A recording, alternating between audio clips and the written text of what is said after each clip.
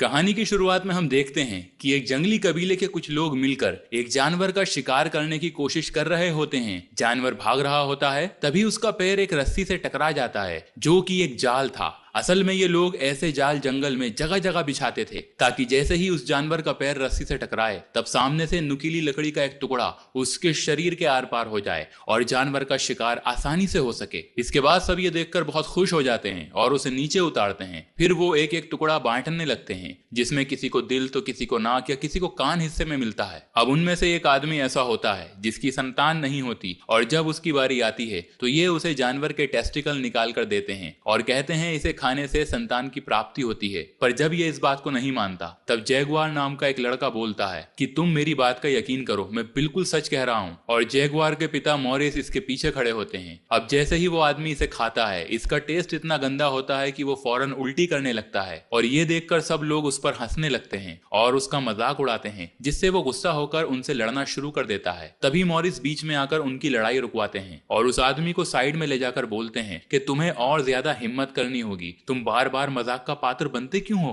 वो कहता है कि दरअसल मैं बाप नहीं बन सकता ना, इसीलिए ये सब मेरा मजाक बनाते हैं। इस पर मॉरिस उसे जेब से कुछ पत्ते निकाल कर देता है और कहता है इसे इस्तेमाल करने से तुम बाप बन जाओगे, लेकिन ये उसी वक्त इस्तेमाल करना जब तुम अपनी बीवी के पास जा रहे हो और इस दवाई को तुम्हें बहुत संभाल के इस्तेमाल करना होगा। इस बार वो मॉरिस का विश्वास करके बहुत खुश होता है। फिर वो अपने दोस्तों के पास चला जाता है और सब हंसी मजाक करने लगते हैं, लेकिन तभी उन्हें जंगल में किसी के होने का एहसास होता है तो वो खड़े होकर जंगल की ओर देखने लगते हैं। अब जैगुआर कहता है कि कौन है वहां और तुम्हें क्या चाहिए। तभी कुछ आदिवासी निकल कर आते हैं और 3-4 बड़ी बड़ी मछलियां उनके सामने रख देते हैं और कहते हैं कि हम सिर्फ तुम्हारे इलाके से होकर गुजर रहे हैं और ये मछलियां तुम्हारे लिए तोहफे में लाए हैं। मॉरिस के कबीले वाले उन मछलियों को कबूल करते हैं और उन्हें आगे जाने का रास्ता देते हैं। इसके बाद पीछे से और भी बहुत सारे आदिवासी आने लगते हैं, जिनमें से बहुत सारे लोग घायल होते हैं। ये सब देखकर जैगुआर पूछता है कि तुम्हारे साथ क्या हुआ। वो बोलते हैं दरअसल हमारा कबीला तबाह हो गया और अब हम एक नई शुरुआत करने दूसरी जगह जा रहे हैं। ये कहकर वो वहां से चले जाते हैं। इसके बाद मॉरिस भी सबको वापस कबीले में चलने के लिए कहता है, पर रास्ते में जैगुआर काफी परेशान होता है। ये देखकर उसके पिता उसे समझाते हैं कि उस कबीले के साथ वाकई कुछ गलत हुआ है, लेकिन तुम्हें इस बात का एहसास अपने दिल पर करने की जरूरत नहीं है। और वो सभी हंसते खिलखिलाते अपने कबीले पहुंचते हैं, जहां उनका कबीला बहुत ही खुशहाल था और सब हंसी मजाक करते रहते थे। अब वो आदमी जिसे मॉरिस ने दवाई दी थी उसे एक बुढ़िया पकड़ लेती है, जो कि दरअसल उसकी सास थी। वो कहती है कि मुझे एक पोता चाहिए और अगर तुम मुझे पोता नहीं दे सकते तो मैं तुम्हारी जगह किसी और को ले आऊंगी, और उसको धकेल कर अपनी बेटी के पास भेज देती है। इसके कुछ देर बाद ही वो दोनों मियाँ बीवी चिल्लाते हुए बाहर आते हैं। दरअसल वो कोई दवाई नहीं थी बल्कि जलन देने वाले पत्ते थे और दोनों को अब बुरी तरह से जलन हो रही थी और उनको चारों तरफ चिल्लाते हुए भागते देखकर सब उन पर हंसने लगते हैं और उनका मजाक बनाते हैं। वहीं जैगुआर अपने घर जाता है और अपने बेटे से मिलता है। उसका एक 4 साल का बेटा है और उसकी बीवी पेट से है और कुछ ही दिनों में एक नन्हा मेहमान उनके घर आने वाला है। वो अपने परिवार के साथ बहुत खुश है और उनसे बहुत प्यार करता है। अब धीरे धीरे ये रात खत्म होकर सुबह हो जाती है, जहाँ जैगुआर को कुत्ते के भौंकने की आवाज आती है, जिससे वो जाग जाता है। उसे एहसास होता है कि कुछ तो गड़बड़ है, जबकि अगले ही पल हम देखते हैं कि बाहर एक बहुत ही खूंखार आदिवासी खड़ा होता है। इसका नाम है मबूका। इसके सभी साथी झाड़ियों के पीछे छुपे होते हैं और उसके इशारे पर मशाले लेकर बाहर आ जाते हैं। जैगुआर अपने घर से बाहर देखता है तो उसे कुछ जलती हुई मशाले दिखाई देती हैं और वो समझ जाता है कि कुछ खतरा है, तो जल्दी से अपने परिवार को लेकर बाहर निकलने लगता है। लेकिन हमलावरों में से एक बंदा उस पर हमला कर देता है, पर जैगुआर उसे मारकर अपने परिवार को लेकर एक सूखे कुएं के पास ले जाने लगता है। इसी बीच वो खूंखार आदिवासी सबके ऊपर हमला कर देते हैं और उन्हें मार मार कर हाथ पैर बांधने लगते हैं और एक एक करके सब झोपड़ियों को जला देते हैं। वहीं जैगुआर अपने बेटे और बीवी को रस्सी के सहारे धीरे धीरे कुएं में छोड़ना शुरू करता है, लेकिन इस दौरान उन हमलावरों में से एक जैगुआर को देख लेता है और उसकी तरफ भागता है। ये देखकर जैगुआर जल्दी जल्दी अपने परिवार को नीचे उतारने लगता है, जिससे वो नीचे गिर जाते हैं। तभी वो आदिवासी पहुंच जाता है, पर जैगुआर उसे पैर से गिरा देता है और इससे पहले कि वो कुएं के अंदर गिरता,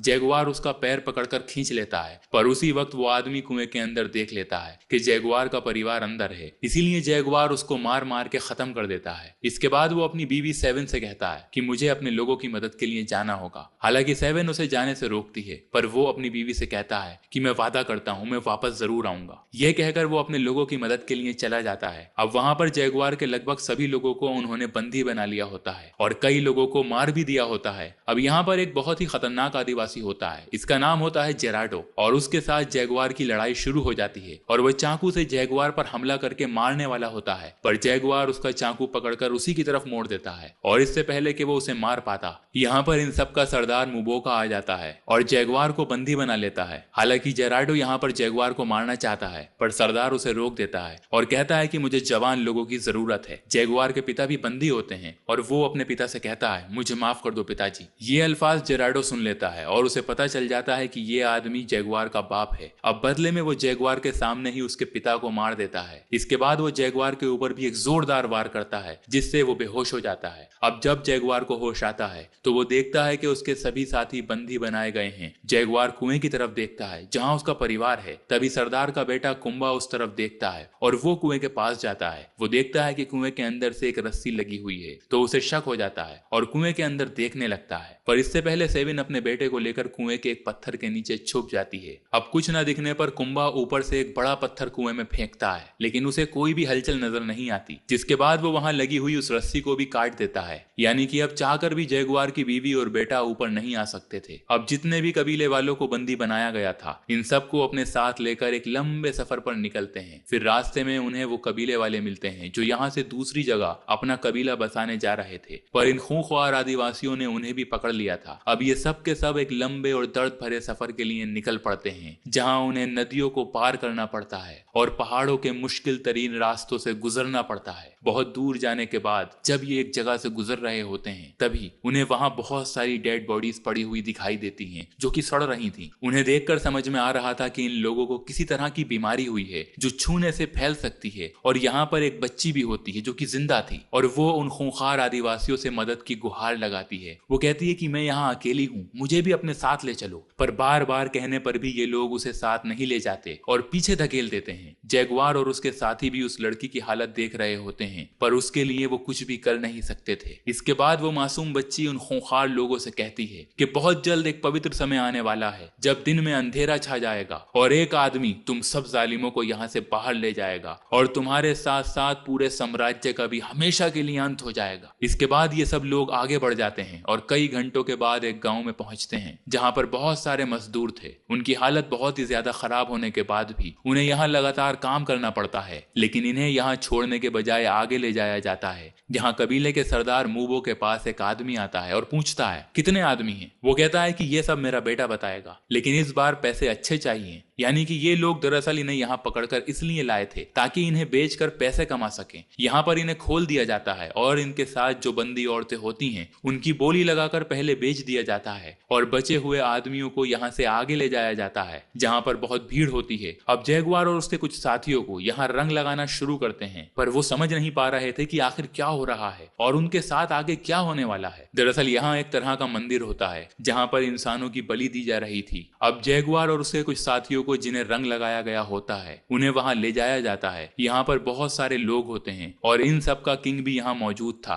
फिर एक आदमी सबको चिल्ला चिल्ला कर बोलता है कि हमारे ईश्वर हम पर नाराज हो गए हैं जिससे चारों तरफ बीमारियां फैल रही हैं और ईश्वर को खुश करने के लिए हमें इनकी बलि देनी होगी। ये कहकर एक एक करके बलि की प्रक्रिया शुरू हो जाती है। फिर बारी आती है जैगुआर की, लेकिन इससे पहले कि वो जैगुआर की बलि दे पाते यहाँ पर सूर्य ग्रहण होने लगता है और धीरे धीरे चारों तरफ अंधेरा छा जाता है जिससे यहाँ मौजूद सब लोग घबरा जाते हैं और सब प्रार्थना करने लगते हैं। अब क्योंकि बलि देते वक्त सूर्य ग्रहण लग गया था और इसे ये अशुभ मानते हैं, इसीलिए ये लोग बलि को रोक देते हैं और इनको अशुभ समझकर किसी और तरीके से मार देने का फैसला करते हैं। फिर जब सूर्य ग्रहण हट जाता है तो जैगुआर और बाकी सबको एक दूसरी जगह ले जाया जाता है। अब इन सबसे बोला जाता है कि तुम लोग भागो और अपने जंगल चले जाओ। इसके बाद पहले 2 लोगों को भगाया जाता है और पीछे से ये खूंखार लोग उन पर भाले और अलग अलग हथियार फेंकने लगते हैं और इस तरह इन्हें मार डालते हैं। अब जैगुआर और उसका एक साथी भागते हैं, पर ये दोनों चालाक थे, इसीलिए ये लोग आड़े तिरछे भागते हैं ताकि उन आदिवासियों के हमलों से बच सकें। पर फिर भी जैगुआर के साथी को एक तीर लगता है जिससे उसकी मौत हो जाती है। वहीं जैगुआर जैसे ही मैदान के आखिरी हिस्से तक पहुंचता है तो एक तीर उसके भी आ पड़ता है। लेकिन वो अभी भी जिंदा होता है। यहाँ पर सरदार का बेटा जैगुआर को मारने के लिए पास आता है, पर उससे पहले जैगुआर का एक साथी जो कि जख्मी था वो उसे गिरा देता है, लेकिन वो पलटकर उस आदमी को मार देता है और इसके बाद वो चाकू निकालकर जैगुआर को मारने के लिए आता है। पर इससे पहले कि वो उसे मारे, जैगुआर उसे तीर की नोक से मार देता है। इसके बाद सरदार भागते हुए अपने बेटे के पास आता है और उसका बेटा अपने बाप की गोद में दम तोड़ता है। सरदार के सभी साथी भी वहां पर आते हैं और अब सरदार अपने बेटे का बदला लेने के लिए पूरी तरह से बौखला जाता है। अब वो किसी भी तरह जैगुआर को खत्म करना चाहता है, इसीलिए अब वो अपने साथियों को लेकर जैगुआर का पीछा करना शुरू कर देता है। वहीं हम जैगुआर को देखते हैं जो घायल हालत में भागते भागते बहुत दूर आने के बाद जंगल के एक पेड़ के ऊपर छुप जाता है। इसके बाद सरदार और उसके साथी जैगुआर को ढूंढते हुए उस पेड़ के नीचे से गुजरते हैं पर उसे देख नहीं पाते। कुछ दूर जाने के बाद मुबोका अपने एक आदमी के कंधे पर खून देख लेता है जो उसका नहीं होता। वो समझ जाता है कि ये जैगुआर का ही खून है जो कि किसी पेड़ के ऊपर है। वहीं जिस पेड़ पर जैगुआर छुपा होता है वहां एक जंगली जैगुआर का बच्चा आता है और उसकी माँ भी वहां आ जाती है। वो जैगुआर पर हमला करने वाली होती है जिससे वो भागना शुरू कर देता है और जिस तरफ वो कबीले वाले होते हैं अनजाने में जैगुआर भी उनकी तरफ भागने लगता है। इतने में वो लोग भी जैगुआर को देख लेते हैं और उसके पीछे आते हैं, लेकिन जैगुआर के पीछे एक जंगली जानवर था और इससे पहले वो जैगुआर को पकड़ता तभी बीच में एक आदमी आ जाता है जिससे वो जानवर उस आदमी पर हमला करके उसे मार डालता है। जैगुआर यहाँ से बचकर निकल जाता है, लेकिन कबीले वाले अब भी उसका पीछा कर रहे होते हैं। कई घंटों तक लगातार पीछा करने के बाद एक मोड़ ऐसा आता है जहाँ पर रास्ता खत्म हो चुका था। दरअसल ये एक बहुत ही ज्यादा ऊंचा झरना होता है और यहाँ से कूदने का मतलब है मौत को गले लगाना, लेकिन जैगुआर के पीछे भी मौत थी और आगे भी, इसीलिए वो फैसला कर लेता है कि वो वहां से कूद कर नीचे गिरे। लेकिन जैगुआर के लिए तो वहां रुकना भी मौत ही था, इसीलिए वो नीचे कूद जाता है। अब उसकी किस्मत अच्छी होती है कि वो बच जाता है और किनारे पर पहुंच जाता है और जब वो ऊपर देखता है तो वहां कबीले का सरदार और उसके लोग खड़े होते हैं। जैगुआर अब इन लोगों को ललकारता है और कहता है कि अगर हिम्मत है तो मेरे पीछे आओ, ये मेरा जंगल है और यहाँ मैं शिकारी हूँ और तुम लोग सिर्फ शिकार हो, और अगर मेरी हिम्मत देखना चाहते हो तो ऊपर खड़े होकर मत देखो बल्कि मेरे पीछे आओ और एक एक करके अपनी जान से हाथ धो बैठो। ऊपर सरदार का एक आदमी सरदार से कहता है कि हमें यहाँ से वापस जाना चाहिए। दरअसल उस बच्ची की भविष्यवाणी उसे याद आ रही थी जिसने कहा था कि एक दिन तुम सबका अंत होगा और एक आदमी आएगा जो तुम्हें तुम्हारे जंगल से बाहर ले जाएगा, जिसके बाद तुम कभी वापस लौट कर नहीं आओगे। लेकिन ये सुनकर सरदार उसे चाकू से मार देता है क्योंकि वो डर चुका था और डर जाने का मतलब है मौत। इसके बाद ये खूंखार आदिवासी एक एक करके वहां से कूदने लगते हैं जिसमें एक आदमी की मौत भी हो जाती है, पर बाकी बचकर किनारे पर आ जाते हैं और फिर से जैगुआर के पीछे जाते हैं। जबकि इधर जैगुआर भाग रहा होता है तभी अचानक वो एक दलदल में गिर जाता है, लेकिन वो हिम्मत नहीं हारता और किसी तरह से अपने आप को उस दलदल से निकाल लेता है। लेकिन अब उसके पूरे शरीर पर कीचड़ लग चुकी थी और तब जैगुआर अपने आप से कहता है कि मैं हूं जैगुआर और ये जंगल मेरा है, मुझे यहाँ कोई नहीं हरा सकता और मैं किसी से नहीं डरता। इसके बाद वो उन आदिवासियों से डर के नहीं भागता बल्कि उनको अलग अलग तरीके से एक एक करके मारना शुरू करता है। सबसे पहले वो उनके ऊपर मधुमक्खियां छोड़ देता है जिससे उनकी हालत बहुत ही ज्यादा खराब हो जाती है। इसके बाद वो भागता हुआ एक मेंढक पकड़ता है और कांटे के जरिए उसके शरीर से जहर निकाल लेता है। फिर एक जगह पर छुपकर उनके आने का इंतजार करने लगता है और उनके आते ही सबसे पीछे वाले आदमी पर जहर वाली कांटों से हमला कर देता है जिससे वो आदमी मर जाता है। तभी उसके सामने वो आदमी आता है जिसने उसके पिता को मारा था। अब जैगुआर देखता है कि बीच में एक हथियार पड़ा है और वो हथियार की तरफ भागना शुरू कर देता है। वो भी उसी तरफ आने लगता है, पर जैगुआर हथियार के पास पहुंचते ही उस हथियार को उठा लेता है और पलटकर उस आदमी पर वार कर देता है जिससे वो बहुत बुरी तरह जख्मी हो जाता है। फिर दोबारा उस पर एक जोरदार हमला करके उसकी जान ले लेता है।